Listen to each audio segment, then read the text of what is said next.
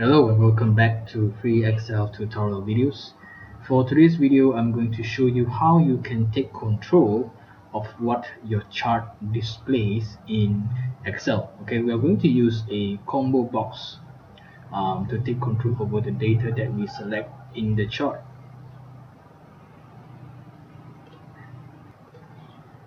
Sometimes we need to present all of the information, okay, like in this chart. This chart we use is presenting the information from all the four quarters and also all the four divisions, okay, north, south, east, and west. But there are also times when we want to take control on what our chart displays, okay, so that we can actually focus on a certain division. Say I only want to see the amount or the sales for the north division or the south division. Okay, so let's see how we can use the combo box to dynamically change our Excel chart. Okay, so let's go to a different worksheet. Over here I have the exact same data. So the first step is to draw the combo box, and I'm going to draw the combo box in this cell over here. Okay, so go to the developer tab, and in the insert icon, click on the drop down arrow and choose the combo box from the form controls, okay, not from the ActiveX. Choose it from the form controls, and now you see the mouse cursor change to like a hairpin. Okay, so I want to draw in this cell. So what I'm going to do, I'm going to hold on alternate and I'm going to draw this. Okay, so this is a neat trick for you to draw the combo box exactly aligned to the cell. So now the combo box is ready. What we need to do now is to right click, go to format controls. Okay, then move this over here. The input range will be the division. Okay, so it's going to be these cells over here, and the cell link, okay, this is important. I want it to appear in cell F1. Okay, and click OK. So now let's see our combo box if it's ready. Yes. Okay, we have the north, south, east, and west. So when I click on the combo box, let's say let's choose east, and you notice that the cell link will display a number 3.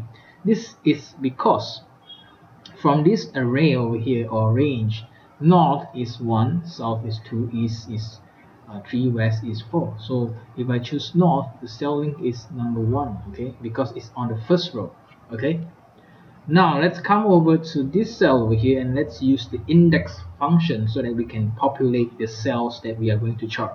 So let's type equals index, press tab.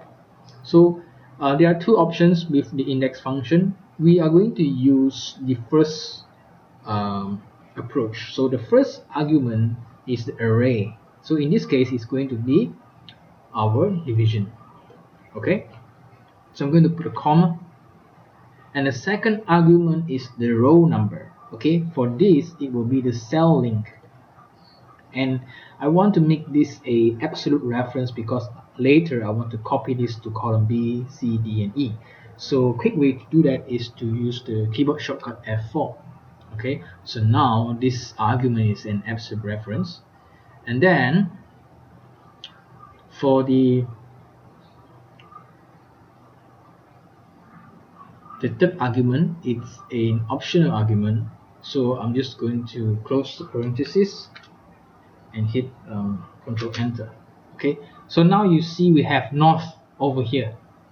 Okay, so if I change this to south, this cell will change to south, and the cell link will also change to south. Okay, so now let's copy this to the other columns, and now we have the details. Okay, now we get the amount for the quarter of quarter 1, quarter 2, quarter 3, and quarter 4 based on the division. So if I change the combo box to south, I get the quarter, I get the amount from south. So 616, 800, 1233, and 1145. Okay, so let's apply the $sign. Okay, so now we are ready to insert a chart. Okay, so before we do that, we need to select the data for us to insert the chart. It will be this data over here, just the ones over here. We're not going to select the cell link and anything else. So go to the insert tab and go to the column icon, and let's select the clustered column.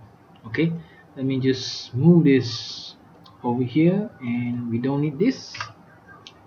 And there you go, our chart is ready.